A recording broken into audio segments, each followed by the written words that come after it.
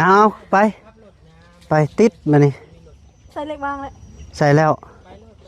ไปขอดไปเด้อลาเด้อ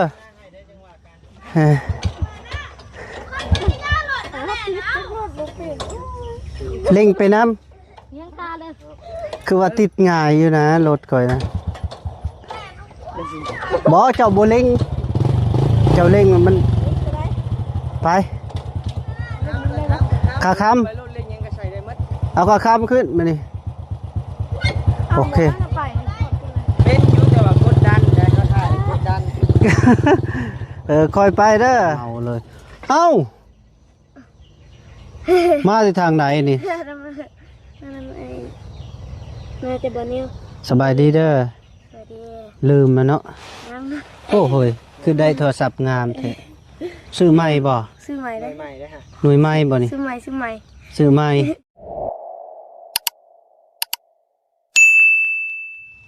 ปะโถพี่น้องเอ้ยเนาะสิไปใส่ไปเอาผักติ้วไปเอาผักติ้วเลยเอาผักติ้วเห็ดหยังแกงใส่เห็ดปวกเห็ดปวกเจ้าได้เห็ดปวกบ่ไอ้นิวซื้อมาโอ้เขาเดียวว่าไปหาสะดอกฝนตกแห้งมาอยู่พี่ละแห้งน้ำบ่อังเนาะแต่ว่าแห้งก็ตกบ่โดนเนาะตกโดนเติบบ่โดนเติบแถวดุงเห็นคือบ่เห็นตกว่ะแถวดุงเห็นป้าแห้งแล้วเนาะโดยเอาไปจึงจะอยู่เฮ็ดได้จึงบ่เปียกนะเป๊ะอะไรเป๊ะเบิดทุกคนไอ้ยาวกับเป๊ะโอ้เปียกเบิดทุกคนรอดจะบ่ไปนะรอดบ่ไปกันไปกันบ่ได้เจ้าขับรถได้บ่เป็นได้บ่เป็นแต่ว่าเนี่ยเอาไปติดมานี่ใส่เล็กบ้างเลยใส่แล้วไปขอดไปเด้อลาเด้อ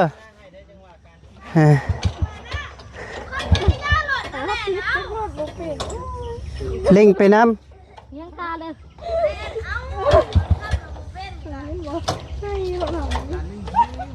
ไปวะจากนี้เว้ยคือว่าติดง่ายอยู่นะรถก่อยนะบ่เจ้าบ่เล็งเจ้าเล็งมันไปขาคำเอาขาคำขึ้นมานี่โอเคเป็นอยู่แต่ว่ากดดันได้เขาถ่ายกดดัน คอยไปเด้อเป็นอยู่เนาะมันครับนะเดี๋ยวเขาถ่ายกดดันเบรกไม่อยากติดปานใด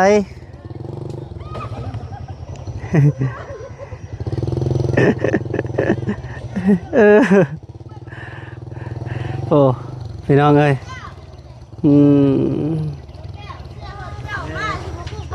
โอ้ยาไปเบิ่งดูไปใส่เพิ่นเบิ่งดูหั่นไปเบิ่งดูสบายดีเด้อโดยมาติดนแล้วบ่ล่ะหาแต่ฮอดวางได้นี่แหละเว้าควันเจ้าน้อยนึงเลยก็มาเจ้าก็มาเว้าควันอีกแม่นมีคนเว้าควันอยู่น้องฟ้าเว้าควันน้องงาน้องแม่นเว้าควันเจ้าเว้าได้ไดจังว่าได้แล้วไผสิบอกบอกอีกเบิ่งในคลิปมาเด้อโดยจะได้เฮ็ดปวกมาบ่จะไปหาอยู่ไสนี่หาอยู่เข้มทางก็โชคดีแท้โอ้งามมีเลยเนาะเฮ็ดปวกบ่งามปานใดมันบ่จูบมันบานเลยเนาะจะได้จูมเอามาเบิ่งดูโป้ขาดกินเขาเฮ็ดปวกให้เฮาซื้อมากินเมื่อให้แม่ตัวนี้บ่โอ้เสียใจแฮงเสียใจเด้ผู้นี่ก็ปลายนี่ลายไม่พอกล้องเท่าไรก็ขาย50เบิดตัวนี้จักแสน3 แสนพอเมาเลยเอ้ามาที่ทางไหนนี่มาจะบ่นิ้วสบายดีเด้อลืมมาเนาะโอ้โหคือได้โทรศัพท์งามแท้ซื้อใหม่บ่ซื้อใหม่ได้ฮะหน่วยใหม่บ่นี่ซื้อใหม่เป็นได้ลิ้นนะเปลี่ยนหน้าจอใหม่เป็นได้ลิ้นสะดวกอีบ่มันบ่ฮ้อนบ่เฮ็ ฮ็ดพวกงามเนาะพี่น้องเนาะอยู่ทางเมืองนอกเมืองนาได้กินอยู่บ่เด้อพี่น้องเนาะเฮ็ดพวก โอ้คักแล้วอันนี้ เนาะทางพ่อแม่ FC เพิ่นก็สิได้กินอยู่บ่เนาะ โอ้ เอาผู้ใดอยากกินก็มาเด้อมาเที่ยวมาลิ้นกับบ้านบ่าวนิวพี่น้องเอ้ยเดี๋ยวสิหาซื้อสู่กินพี่น้องเอ้ยบ่แม่นไปหาสู่กินได้ โดย หาซื้อสู่กิน โดยมื้ออื่นนี่แหละเขาสิไปบ้านเจ้าแล้วแกงเฮ็ดปวกให้กินนี่เด้อ ไปบ่ ไป ไปบ่ว่าลีบ่ โดย เอ้ากันว่าไปก็ ไป โอเคแล้วซะ โดย เอา ต ไป ก ไป ลงลีบ่นี่ ตกลงแท้ว่าสิไปอยู่ ใช่เลยเอาก็ไปก่อนเฮา อันนี้สิไปกับน้องๆเพิ่นก็อยากไปอยู่นั่นล่ะ โดยไปแล้วก็กลับมาบ่ได้นอนเลย แต่ว่ามื้ออื่นเฮาสิมาหับน้องน้อยกับน้องกิ๊กอยู่หั่นนะ โอ้ แต่ว่า เฮานอนซับขึ้นบ่แล้วไปนะ ถ้า เฮานอน น้องๆทางนี้สิไปก็มาหับก็ได้ โดย แต่ว่าตอนนี้น้องๆนี่ก็ยังบ่มีงบไปดอก โดยกะ กับทางเบิ่ง ผังเบิ่งก่อนยันน้องๆเพิ่นบ่ไป แต่แบบเป็นจังได๋ก็จังว่ากันนะ โดยมีแต่อ้ายนี่แหละสิไปฮะ เนาะถ้าไปเฮาสิเอารถใหญ่มาหับนะ เนาะ มาหับทางน้องๆเพิ่นทางนั้นเลย น้องสิฟ้านี่ก็สิไปพุ่น แม่เพิ่นสิไปมื้อนี้อันนี้นะ เฮาไปก่อนหมู่หอดก่อนหมู่เลยเฮา อ๋อ แม่เฮาก็บอกว่าเพิ่นไปลิ้นอยู่อันนี้นะ อืม แต่ยังบ่มีเวลาจักเทื่อเพิ่นเคยไปนอนเฮือนเฮา2เทื่อบ่ 3เลย 3บ่ สาม 3คืนเฮาไปนอน พายุเหือนทำ บนเฮาอี บุญทวี มาแล้ว มาแล้วบ่ มาแล้ว โดย มาแล้ว เพิ่นบ่หันไปเลย บุญทวีมาแล้ว โดย วันนี้เว้ามื้อน่ะเพิ่นบ่หันไปเลย บ่หันไปเลยช่วยได้ยินว่ากลางคืนมากับไปคือเก่า บ่ไปได้ มาบ่ ฮะ มานอนถึงกลางคืน คันมีเกลือและแซ่น้ำเกลือสะก่อนก็ได้ มีบ่เกลือเลย มีแต่หมกพริกบ่มีเกลือ อืม น้ำที่กระเพกเลย มาพี่ครับ มื้อ ทำเอ้ยไปพุ่น ไปไหมครับ ฮะทำนี่ ทำนี่ใช่ โอ้ยผู้ใหญ่บ่นี่วะ ไปพี่น้องเอ้ยจังว่ากันเด้อสำหรับคลิปนี้ก็ขอตัวก่อน โอ้ยดังไฟทางนี้นะดังไฟเช่นหยัง แกงเฮ็ดโอ้คักอีหลีบาดนี่โอ้ยบุญปากเบาลีแล้วจังหน่อย เอ้า ได้กิน อ้าวอีหลีได้เบาลีเราสิมาโดยบ่เตียงก็สิมาอยู่ โทรหาเพิ่นแล้ว อืม ยังอยู่ตรงเห็นผัว โดย มาเตียงกับบาลี เบาลีกำลังว่าเลี้ยวรถนะพี่เพิ่นว่าคือสิแม่นเห็นน้องฟ้า แต่ บ่ ว่า จัก ขาดไผมาขาดไผบ่มา ฮะ ขาดไผบ่มามื้อนี้ ไผอะ ขาดไอ้บี้ก็คือว่า โอ้ขาดอีบิ งงบ่แก้วงง งง สบายดี แก้วแก้ว เอ้ อยู่นั่นน่ะ ยถ้าก็เห็นเนาะพี่น้องเอ้ยนกแก้วเอ้ยสิเว้าบ่เป็นจังไดสุดยอดเลยนี่ ใช่บ่แก้ว อืม คือกันบ่เจ้าคือกันบ่ น้องสายล่าล่ะนี่ เดี๋ยวได้ดังน้องใส่ผ้าบ่งูเนาะ ป้าพี่น้องเอ้ยเนาะ เบิ่งไปล้างหน้าก่อนบ่แก้ว โดย เป็นหน้าใช่ปะ เหนียวหน้า โดย มันเอาเนาะ เอ้า โดย ได้เลยนะ อืม ไปขึ้นไปอยู่หลังคาก่อน เอาคือเห็นหยังมันควรไฟผูกไปนั่งพุ่นไอ้สิถามนี่มานั่งพี่ เขาสิขึ้นไปเบิ่งสัญญาณเลย โอ้ยสัญญาณอยู่นี่มันบ่โดยไปใช้อะนะ ไปติเจ้าน่ะ ไปล้างหม้อบ่อืมโอ้ my god ไปล้างอันนี้มักม่วงนะคือบ่เก็บกิน บ่อยาก บ่ยากอืมห้ำเอ้ยเจ้าห้ำเจ้าลอยน้ำเป็นบ่โอ้ปิ้งลายได้เจ้าบ่ยานบ่แท้บ่ แท้ ปิ้งไหนห้ำเอ้ย ที่นี่ใส่ตี โอ้ว้าวบ่มีปิ้งป่ากับบักลายระวังได้ล่มนะครับอืมพอดีน้องสีฟ้ากะมาถึงเที่ยงน้องงาพี่น้องไอ้เนาะพอดีเพิ่นสิไปเบานิวสิเอาน้องสีฟ้าไปลิ้นบุญบังไฟมื้ออื่นอยู่ซิโนพี่น้องไอ้เนาะคนอื่นก็ขาบทักทายสบายดีและสวัสดีเด้อพ่อแม่พี่น้อง หมดสุขูสู่คนบ่ว่าอยู่ในหรืออยู่ต่างประเทศก็ยินดีต้อนรับเข้าสู่ซองบ่าวแก้วคือเก่าพี่น้องเอ้ยเนาะลงมาเบิ่งวิวพี่น้องเอ้ยนี่ป่าหลายเด้พี่น้องเอ้ยโอ้มีหยังแน่น่ะมีมักตอกมักแตงครบสุดเนาะสารพัดแหละมื้อนี้นะอืม เด้อลุงเลยจะบ่ ไผอยากกินขนม เฮา เจ้าบ่ เฮา โอ้จะน้อยจึงไปกินเด้อพากันกิน จั่วก็ยังอยาก ฮะ จั่วในวัดก็ยังอยาก จัวในวัดก็ยาก มันบ่เกี่ยวนะกับจัวนะฮะมาพี่แล้ว จัวก็ส่วนอยู่จัวติแม่นบ่ เด้อเจ้าไปหับมือหมออยู่คนเดินสิเก็บ โอ้อย่าไปเฮ็ด my god เฮ็ดนำบ่ได้ ใช่ โอ้มันเลิกได้นี่ แล้วลองไป น้ำลายได้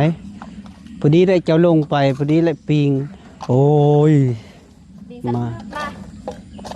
ปิงแห่งลายซ้ำพี่น้องเอ้ยเนาะ เดือดความแล้วเจ้าก็ มื้อนี้บ่าวแก้วก็รอรุ่นไผเด้มันผู้เป็นโชคดีบ่าวแก้วรอรุ่นสะกอนพี่น้องเอ้ยเนาะ ไปก่อนเด้อ พาไปใส่ ขึ้นเทิงก่อนเด้อ ขึ้นบ่หำสิไปซิโนติมื้อนี้นะบ่ไปบ่ได้ติ ได้ อยู่น้ำอายนี่ บ่ได้ โอ้ยอยู่น้ำอายนี่นะ บ่ได้บ่ได้ อยู่น้ำลานจะได้บ่บ่ได้นะต้องได้ไป ไปกับไปหามเอ้ยไปแต่อย่าดื้อเด้อไปอยู่เฮือนเพิ่นเด้อยินบ่อย่าดื้อได้5เออล้านบ่ได้ เป็นน้องชายเบาแก้วบ่ให้ดื้อได้ดื้อเลยจับเลยได้พี่น้องเอ้ยนี่แหละน้องเพิ่นก็เบานิวสิไปเปิดหูเปิดตาอยู่ซิโนแหละมื้ออื่นก็ได้มีบุญบังไฟพี่น้องเอ้ยพอดีแหละเพราะว่าเบานิวเคยเอาน้องสีฟ้าไปลินอยู่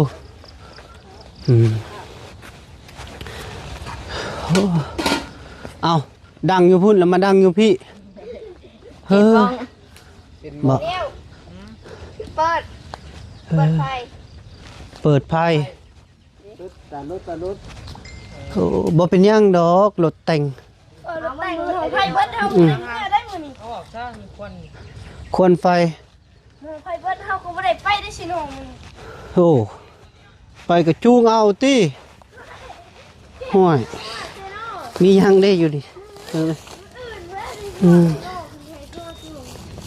พี่น้องเอ้ยเครื่องเบาแก้วเอาขนมนี่ไม่เท่าเอ้ยไม่เท่าขนมมากอยู่บ่เลยโดยแบ่งกันกิน เมื่อกี้เจ้ามาเลย ก็มาที่นี่แหละคนก็ว่าอยู่กระสอบนี่ บ่เสือหรอก บ่เชื่ออีแล เบิ่งก่อน เบิ่งอีแล บ่มี เอ้ย ขอได้ของเรา เอาไปเอาไปกินอันนั้นเครื่องอายเลย ขอแล้วเครื่องมีแต่เครื่องทหาร โอ้แนวมันแล้วจะว่าคนแบบใดนี่ คนกับเป็นคนจะเกิดมาเป็นคน คนก็เป็นคนนกแก้วเนาะพี่น้องเอ้ยนี่น้องชายเบาแก้วกับเบาบีนี่เป็นได้อายเจ้ามาอยู่บ่ไอ้บีเจ้า ในบีบ่ได้มาซ้ เป็นหยังคือเราบ่มา ำเฮาก็บ่ฮู้มันยันค่าเวียกโทร อื ยัง ม บ่ทันได้โทรหาเรา มีไผได้ไปหาเจ้า นี่เบาไล่แล้วก็บ่นิ้วมานี่ อื สอง ม คนเราเนี่ย เด้อใส่เต็มก็ได้เลยอันนะมีแต่ใส่น้ำเกลือหั่นหลายๆ ใส่เกลือบดชงเลย ใส่น้ำเกลือโหยใส่เพราะว่ามันจุงบุญแย่ฮะ บ่เกลือจะบอกใส่เกลือหลายๆสิถอดใส่บดชงได้ค่ะเป็นเฮา เสื่อหยัง หึ เสื่อหยัง เอาใส่ได้อันดินทรายได้มันติดแถวอันเด้แล้วก็เกลือมันกันแล้วก็มันก็ออกเบิดมันนี่มันขาว จะเบิ่งเลยจะหน่อยขาวจั่วะพอแล้ว จะมันสิได้เข้มนะ บกเข็ม ล้างไว้ บกเข็มบล่างกะยาล่างกะยี คำมันเข้มอะไรสิหายจะกิน ก็ยาลักกันดี บ่ล่างกะยาคันล่างก็ดีแล้วผู้ไปนี่ฮอดใส่นี่เนาะ โบราณก็ยาวนะมันจะโมได้ดี บ่ อาจจะว่าล่างก็ดีโบราณก็พอดี แดงเลยบ่ อยู่ตรงละมันเป็น ไปลูก เอายังอันน่ะผักติ้วเด้ยังบ่ทันมาใบติ้ว เปิดเส้นห้าสิ ไผเฮ็ดเส้นบ่พาวลิ้นนะโทรศัพท์นี่ เต็งเอาเขาปุ่มนะ เนาะ เหมือนเสร็จปุ่มเสร็จดุเสร็จดัน เทบ่นุ่งเสื้อเบา เตียง เบาเตียงเทบ่ เลย อืมสบายดีเด้อพ่อแม่พี่น้องบัดนี้มาเจอน้องเซฟ้าน้องสายล่าของเบาแก้วนี่แหละอยู่ที่เที่ยงน้องนี่แหละพี่น้องเอ้ยน้องอุ้งอิงแล้วก็น้องงาน้องแมนพี่น้องเอ้ยเนาะอืมเป็นไดขอปลาลุงละบอกก่อนสิไปเซโน มันจะพาไปเซโนเด้อป่าลง โดยมื้ออื่นมีหยังจุดประสงค์หยังจะไปพุ่น ผลิตบุญ ไปเลินบุญหยัง บุญหลวงไพ่ บุญบังไฟ เลย วัดใหญ่บ่ ปัดเซโน วัดเซโนกับวัดใหญ่และเซโน ในสุดละ ใหญ่สุดเนาะ เลย ไปกะ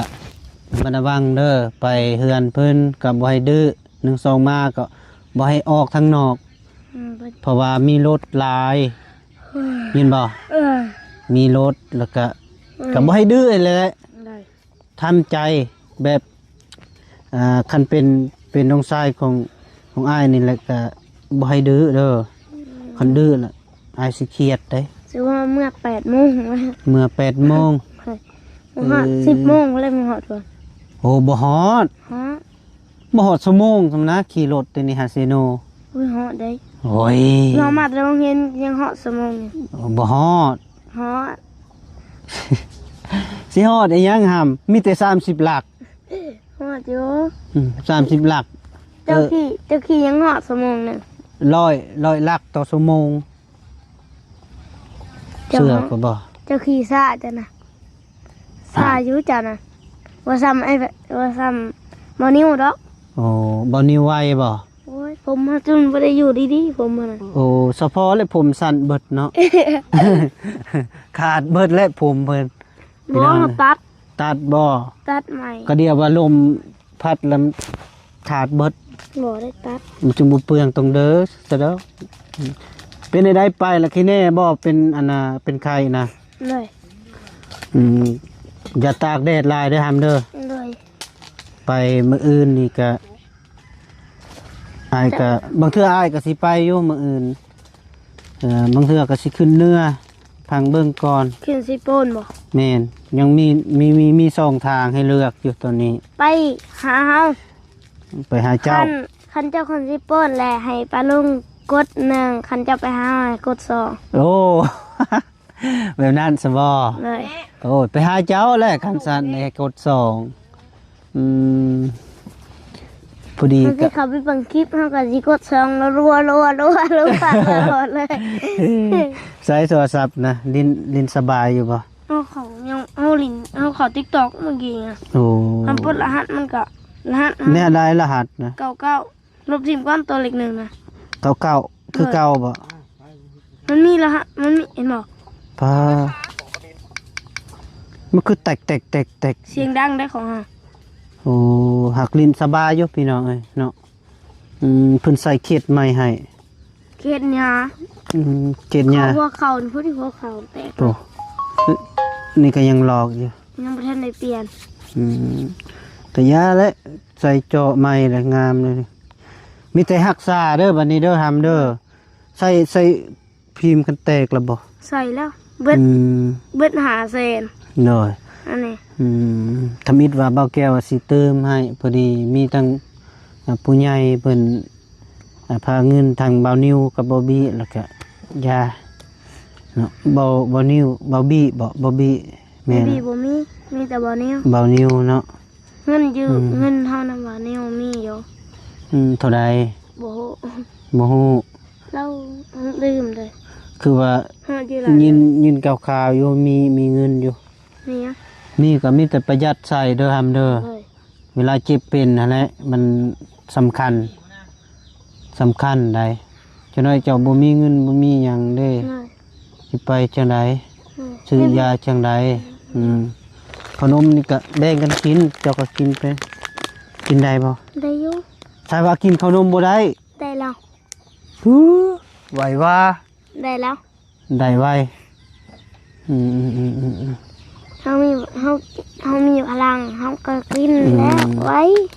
บ่ทำอันน่ะ FC ก็แม่นว่าเบาแก้วแม่นน้องของเบาลี่บ่เตียงบ่เขาว่าหน้าคือกันแม่นบ่คือกันบ่ค่อยว่าบ่คือจักดิเขาว่าน่ะคือเนาะพี่น้อง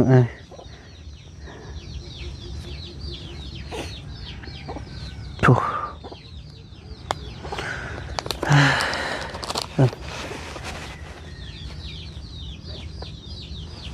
เป็นจังได๋มาพี่ม่วนบ่ม่วนบ่ม่วนบ่มาเบิ่งเอื้อยอยู่พี่ เลย งาน รอบ่น้องแหนมเนาะ เลย หึ เลย3 โมงนะ 3 โมง เลย ฮะจักโมงเดี๋ยวนี้ค่อยถาม บ่ให้เบิ่งบ่ให้ 17 โมงเพิ่นว่า3 โมง บ่ได้เขายังบ่ทันได้เว้า 17 โมงสิแม่น เอา17 โมงมาตุยจักโมง แม่นแล้ว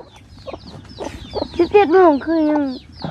มันสิค่ำนี่บ่มัน อ้าวก็ค่ำแล้วเนาะ เฮาสิให้ตะเว้นแจ้งมัน24 ชั่วโมง ตะเวนแจ้ง เก็บที่ว่าเป็นเทวดาตัวน้อยมื้อนี้ ดอก เก็บเป็นเทวดาตัวน้อยแกบ่ เทวดาตัวน้อยนกแก้วน้อย เจ้าเป็นนกแก้วบ่นกแก้วเบ็บ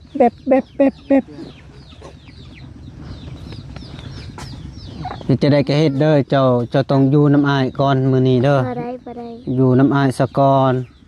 มื้ออื่นเจ้าจึงไปน้ำอ้ายเลยน้องเบานิวเนาะ ไปนอนให้บ่แก้วไป ไปนอนเฮือนอ้ายก่อนเด้อ เราบ่มีหัวศีรษะ บ่มี บ่ได้ถือหัวศีรษะมาหัวศีรษะมันขาดเลย สิสาขาด ของบ่แก้วก็มีอยู่ ของอ้ายก็มีอยู่สิสากว่า เฮามี บ่ว่าอ้ายฮักก็ซื้อให้นี่ขาดอีแล เพราะว่าอันนั้นมันเฮาบ่ได้สักตัวต้นแล้วมันถึกน้ำ อยู่บ่ได้ โอ้โพดโพ ทรายนั้นยังดี ฮักก็ซื้อมาให้อยู่แสนปลายพอใดสิ ทราย สาก นั้นยังดี แต่หัวมันน่ะเพแล้ว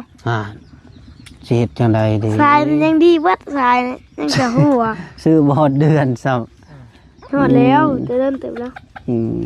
บ่แม่นจับแล้วก็ดึงวีซั่นน่ะบ่แม่นบ่ บ่ได้ สงสัยยืไออันผู้สาวยืมไปสากผู้จัก บ่ได้ ย่านอยู่ บ่คือบุญทวีหรอก เห็นอยู่ผู้สาวมาส่งตลอดอยู่ เฮ้ยนี่นะเฮา บอกเขาว่าจะมักเอื้อยบักตอกแม่นบ่ บ่ได้ เอื้อยหรือน้องเรา เอ้ยอ้ายต่อมีได้อ้ายมีแต่เอื้อย เอื้อยบ่ มีเอื้อยคนเดียวนั่นแหละ สิพอแล้วน้องบุญทวีไปตลอดปลอมแม่นบ่ เขาไม่อยู่นะคลิปบุญทวีให้ขี้ข้านเปิดที่สุด บอกอ้ายอยู่บ่อันเกลือแมวเกลือมาน่ะ บอกละ บอกแล้ว บอกได้จังน้อย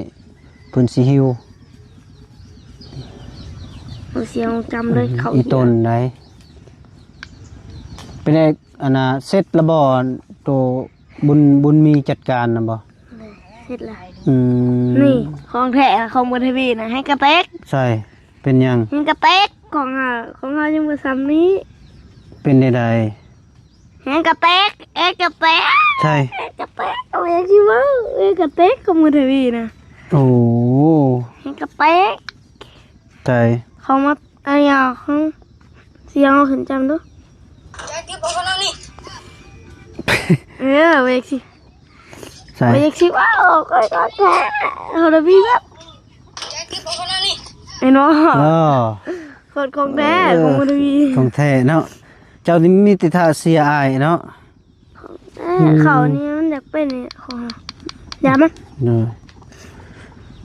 พึบ นี่อีดึง ทนอยู่บ่เบ็ดนะสำเก่าติ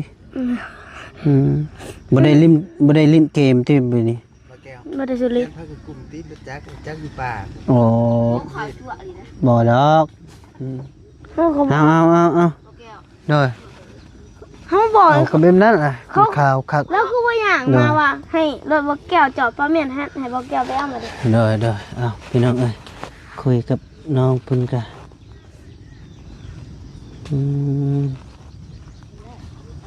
ไปโมเมนต์ไฟดับละบ่ผูกคักอยู่นี่พี่น้องเอ้ยเห็ดโปกเห็ดโปก เก็ดโป๊ะ เห็ดโปกเห็ดกระโปก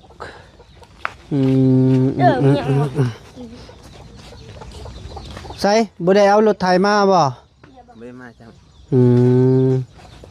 โดยมันยังแข็งคันฝนตกเลยจึงมาไทย